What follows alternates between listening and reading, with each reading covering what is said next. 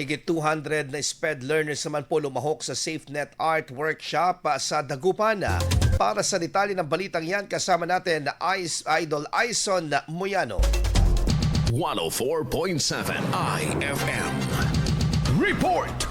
Bilang bahagi ng pagdiriwang ng National Disability Rights Week, mahigit na 200 Special Needs Educations or SPED learners mula sa West Central Elementary School 1 at North Central Elementary School ang lumahok sa SafeNet Art Workshop na sinagawa sa Dagupan City. Layunin ng aktibidad na may pakita ang talento, pagkamalikhain at kakayahan ng mga batang may espesyal na pangangailangan sa pamamagitan ng sining, habang sinusulong ang inklusibong komunidad para sa lahat. Patuloy na sinusulong ng pamahalang lokal ang mga programang nagbibigay ng pantay na oportunidad at pagkilala sa mga kakayahan ng mga persons with disabilities, lalo na ang mga batang may espesyal na pangangailangan. Sa pamamagitan ng mga gantong inisyatiba, layunin ng lungsod na makabuo ng isang komunidad kung saan walang batang naiiwan at bawat isa ay nararamdamang mahalaga, tanggap at kabilang. Kasama mo mula rito sa IFM Dagupan, ito si Idol Aison Moyano. Tatak! IFM!